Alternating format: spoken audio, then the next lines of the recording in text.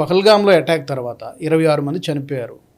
నాకు తెలిసినంత వరకు రాహుల్ గాంధీ గారు ఏ కుటుంబ ఫ్యామిలీ మెంబర్స్ని ఎవరిని కలవడా, కానీ ఎవరిని కలిసారు ఆయన? అక్కడ లోకల్గా ఈ పాకిస్తాన్ చేసినటువంటి షెల్లింగ్ ఈ దాడుల్లో చనిపోయినటువంటి వాళ్ళ కుటుంబాలు కలిసినట్టున్నారు. సరే, వాళ్ళని కలవడంలో నేను తప్పుపట్టను, కానీ ఈ కుటుంబ సభ్యులు కూడా కలవాలి కదా, ఎందుకు కలవలేదు? అంటే చనిపోయిన వాళ్ళు మరి హిందువులు కదా, అలాగే తీసుకోవాలి. ఓట్లు రావు కదా, ఓట్లు ఎక్కడి నుంచి వస్తాయి మీకు? అదే చెప్పాను కదా మీకు, ఎవరిని అరెస్ట్ చేసినా కానీ యూపీలో యోగి ఆదిత్యనాథ్ గవర్నమెంట్ ఎవరిని ఇల్లు పలగొట్టినా కానీ బుల్డోజర్తో వీళ్ళందరూ ప్రొటెస్ట్కి వెళ్తారు. అక్కడ ఢిల్లీలో బంగ్లాదేశ్ వాళ్ళని తీసి పక్కన పడేస్తే అక్కడ అందరూ వచ్చారు ప్రొటెస్ట్ చేయడానికి, కాంగ్రెస్ లీడర్లు, కమ్యూనిస్ట్ వాళ్ళందరూ. ఇది హిందువులతో ఎక్కడైనా జరిగింది అనుకోండి, ఎవరైనా వస్తారు, ఎవరు రారు. ఇది మన ట్రాజడీ. మన Hindus we are like Jews of Germany, not united. ముందు ఉన్న జ్యూస్ని ఎట్లా చంపారో వీఆర్ నాట్ యునైటెడ్ ఆ టైంలో వాళ్ళు. దానికోసం ఇజ్రాయెల్ ఇవ్వాలి కూడా వాళ్ళకి ఏంటంటే వాళ్ళ మీద చేపెట్టగానే వాళ్ళకి కోపం వస్తుంది. ఎందుకంటే ఇదే రీజన్, ద స్కేడ్. హిందువులు ఏమనుకుంటారు, మన దగ్గర సెక్యులర్, మనని ఎవరు ఏం చేయరు. ఒక్కరోజు మీ గడప మీద వచ్చి కొడతారు, వాళ్ళు మీ డోర్ మీద వచ్చి కొడతారు, ఆ రోజు మీకు అర్థమవుతుంది. This is the main thing, you should never forget it.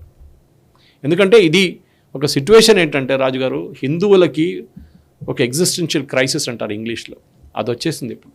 Me temples మీ చేతిలో లేవు, గుళ్ళని కొట్టుకున్నారు. ఒక్క మస్జిదో ఒక్క చర్చో చెప్పండి గవర్నమెంట్ తీసుకుని టేక్ ఓవర్ చేసుకుని చెప్పండి, నాకు చేయలేదు.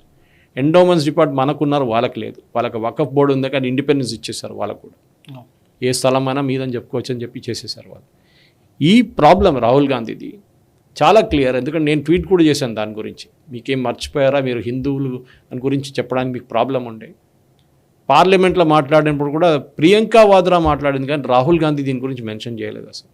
మీకు గుర్తుంటుంది ఆయన చేసిన స్పీచ్లో కన్సిస్టెంట్గా ఏం చెప్తారంటే ఒక ముస్లిం చనిపోయాడు దాంట్లో, ఆ లైన్ యూజ్ చేస్తున్నారు. ఒక క్రిస్టియన్ చనిపోయాడు దాంట్లో అండి, ఒక నేపాలీ చనిపోయాడు దాంట్లో అని చెప్పి హిందువుల గురించి మాట్లాడలేదు. ఇది tragedy. And this is what నేను ఇప్పుడు కూడా అదే తప్పుపడుతున్నాను. బీజేపీ వాళ్ళు ఎందుకు వాడుకుంటలేరు? Why are they not using this? ఇది వాడుకుంటేనే బీజేపీకి ఒక ఎయిమ్ ఉండే. సరే, ఆపరేషన్ సింధూర్ ఇంకో డిబేట్ అది.